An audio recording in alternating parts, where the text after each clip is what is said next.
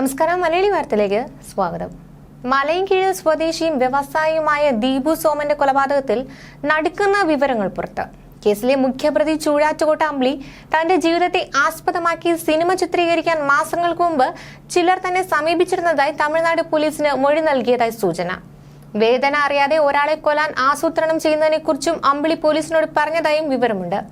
അമ്പിളിയുടെ പൂർവ്വ ചരിത്രവും മറ്റും കേന്ദ്രീകരിച്ച് നടത്തിയ അന്വേഷണത്തിലാണ് പോലീസിന് ഇക്കാര്യം വ്യക്തമായത്.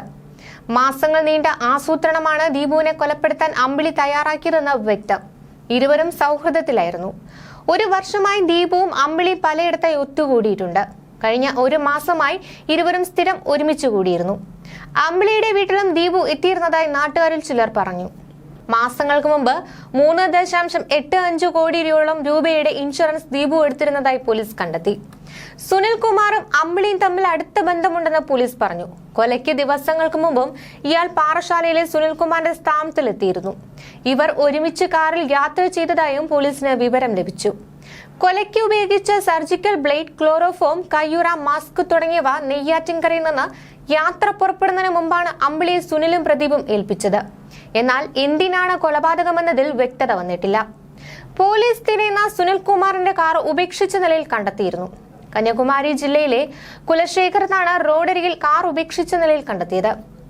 തമിഴ്നാട് പോലീസ് കസ്റ്റഡിയിലെടുത്ത വാഹനം തക്കല ഡിവൈഎസ്പി ഓഫീസിലേക്ക് മാറ്റി. കേസിൽ സുനിൽകുമാറിനായി തമിഴ്നാട് പോലീസ് തിരച്ചിൽ ഊർജിതമാക്കിയിട്ടുണ്ട്. തമിഴ്നാട്ടിലെ വിവിധ ഭാഗങ്ങൾ കേന്ദ്രീകരിച്ചാണ് പോലീസ് അന്വേഷണം വ്യാപകമാക്കുന്നത്. അന്വേഷണത്തിന്റെ ഭാഗമായി ഇയാളുമായി അടുത്ത ബന്ധമുള്ള 3 പേരെ കഴിഞ്ഞ ദിവസം പോലീസ് കസ്റ്റഡിയിലും എടുത്തിരുന്നു. കൊലപാതകം നടന്ന ദിവസം പ്രതി അമ്പിളി കളിക്കാവിളയിൽ എത്തിച്ചത് സർജിക്കൽ ഷോപ്പ് ഉടമ സുനിലും സുഹൃത്ത് പ്രദീപ് ചന്ദ്രനും ചേർന്നാണ്. സുനിലിന്റെ കാറിലായിരുന്നു യാത്ര. ഇതിനുശേഷം സുനിലും പ്രദീപ് ചന്ദ്രനും പാറശാലയിലേക്ക് പോയി. ദീപുവിനെ കൊലപ്പെടുത്തി കഴിഞ്ഞാൽ കാറുമായി വന്ന് കൂട്ടാമെന്ന് സുനിൽ ഉറപ്പു നൽകിയെങ്കിലും പിന്നീട് വിളിച്ചപ്പോൾ ഫോൺ സ്വിച്ച് ഓഫ് ആയിരുന്നു. ഇതാണ് അമ്പിളിയുടെ മൊഴി. തുടർന്ന് കാറിൽ നിന്നിറങ്ങിയ അമ്പിളി കുഴിത്തൂരയിലെ ഒരു കടയിൽ പോയി ഓട്ടോറിക്ഷ പിടിക്കാൻ സഹായം തേടി. എന്നാൽ അതും ലഭിച്ചില്ല. ഇതോടെ ഇയാൾ നടന്ന് ബസ് സ്റ്റാൻഡിൽ പോയി. നേരെ വീട്ടിൽ പോയ പ്രതി ഇവിടെ പണം വച്ച ശേഷം ധരിച്ചിരുന്ന വസ്ത്രം ഊരിയെടുത്ത് കത്തിച്ചും കളഞ്ഞു. ബാഗിൽ നിന്ന് പണം മാറ്റിയ ശേഷം ബാഗും കത്തിയും വീടിനടുത്തുള്ള പുഴയിൽ വലിച്ചെറിഞ്ഞു. JCB വാങ്ങാൻ വലിയൊരു തുകയുമായി കോയമ്പത്തൂരിലേക്ക് പോകാനാണ് ദീപു വന്നത്. JCB ഓപ്പറേറ്ററുമായി കളിക്കാവിള സ്റ്റേഷന് സമീപം നിൽക്കാമെന്ന് നേരിട്ട് കണ്ടാണ് ദീപുവിനോട് പ്രതി അമ്പിളി പറഞ്ഞത്. കളിക്കാവിളയിലെത്തിയ ദീപു വാഹനം നിർത്തിയ ശേഷം അമ്പിളിയെ കാത്തുനിന്നു. പിന്നീട് ഇവിടെ എത്തിയ അമ്പിളി കാറിന്റെ പിൻസീറ്റിൽ കയറി ദീപുവിനെ ക്ലോറോഫോം മണപ്പിച്ച് ബോധം കെടുത്തുകയായിരുന്നു. കയ്യിൽ ഗ്ലൗസ് ധരിച്ച പ്രതി ചൂഴാറ്റുകോട്ട അമ്പിളി കാറിന്റെ പിൻസീറ്റിലിരുന്നാണ് കൃത്യം നടത്തിയത്. ഡ്രൈവിംഗ് സീറ്റിലായിരുന്ന ദീപുവിനെ സർജിക്കൽ ബ്ലേഡ് ഉപയോഗിച്ച് കഴുത്തിൽ മുറിവേൽപ്പിക്കുകയായിരുന്നു.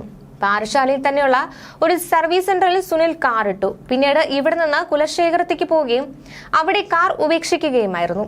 ഈ കാറാണ് കൊലപാതകം നടന്ന 2 ദിവസങ്ങൾക്ക് ശേഷം പോലീസ് കണ്ടെടുത്തത്. ന്യൂസ് ഡെസ്ക്, മലയാളി വാർത്ത.